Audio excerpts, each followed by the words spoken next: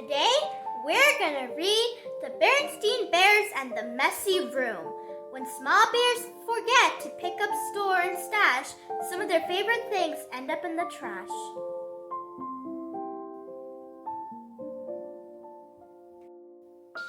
From the outside, the bears' treehouse, which stood beside a sunny dirt road deep in bear country, looked very neat and well kept. The flower beds sparkled with red, yellow, and blue tulips. The woodwork was freshly painted and in good repair. The grass was cut and the vegetable patch was properly weeded. Even the bird's nest that perched on one of the treehouse's branches was well trimmed.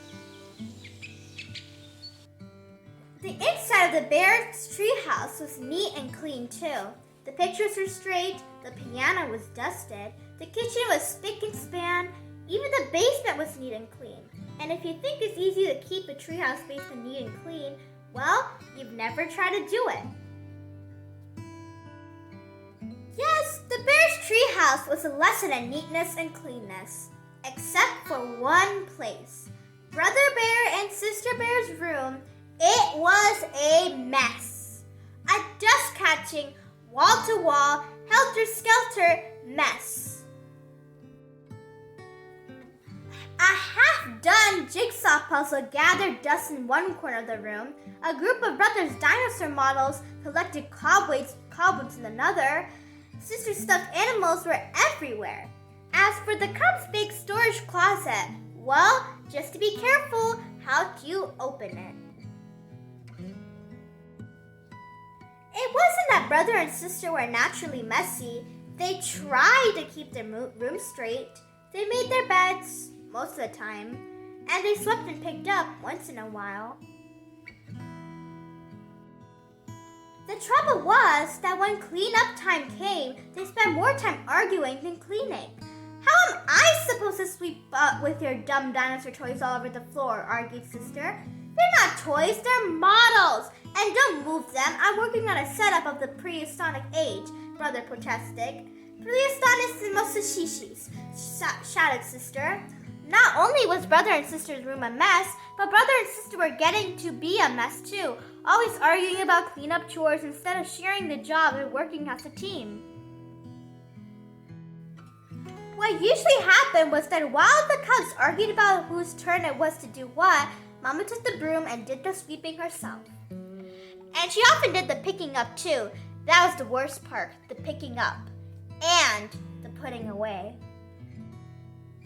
Well, the mess just seemed to build up and build up until one day, maybe it was because Mama's back was a little stiff, or maybe it was stepping on Brother's airplane cement, or maybe she was just fed up with the missing room. But whatever it was, Mama lost her temper. She stormed into the cub's room with a big box. The first thing we have to do is get rid of all of this junk, she said. Junk? Said Brother and Sister, watching in horror as Mommy began to throw things into the box. My teddy isn't junk, screamed Sister. My bird's nest collection isn't junk, yelled Brother at the top of his lungs. The screaming and yelling got so loud that it reached Papa, who was in his workshop putting the finishing touches on a batch of chairs that had been ordered by one of his customers. He couldn't imagine what was wrong. He hurried up the stairs and he looked into the messy, noisy room. It didn't take a deep thinker to figure out what was going on. Quiet! Papa got Mama's and the cubs' attention and called a family meeting right then and there. Now, the mess has really built up in this room, he said. In fact, it's the worst case of messy buildup I've ever seen. And it isn't fair, he continued. It isn't fair to your mama and me because we have a lot of other things to take care of. And it isn't fair to you because you really can't have fun or relax in a room that's such a terrible mess. But Mama's putting all my things into the box, even my teddy, said Sister. And my things too, cried Brother. Then Papa got an idea. A box, yes, he said. Better yet, a lot of different kinds of boxes. A big toy box for your large toys. I can make one for you in my shop. And some smaller boxes for your collections and models. And how about one of those boards with holes and pegs to hang things on? Asked Sister. A pegboard, said Papa. Great idea. All Mama's room needs is a little organization.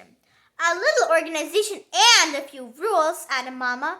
Rules about more sweeping and less arguing and not leaving things to gather dust and cobwebs. Papa set to work making a fine big toy box and a large pegboard. While the cubs and Mama sorted out toys, books, games, and puzzles and put them into boxes that fit neatly into the closet, every box was clearly labeled.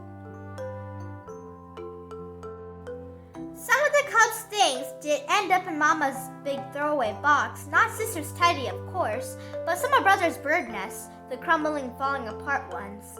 It was a very big job cleaning up all that messy buildup, but after a lot of straightening up and putting away, the job was finally finished. Wow, said Brother, that was quite a job, but it was worth it. It looks like a whole new room, said Sister. The cubs were right. And Papa had been right too. It was so much more enjoyable to live in a neat, clean, well-organized room and so much more relaxing. It wasn't exciting to open the big storage closet now, but it was much more practical and a lot more fun. Thank you for watching. Please like, share, and subscribe to my channel.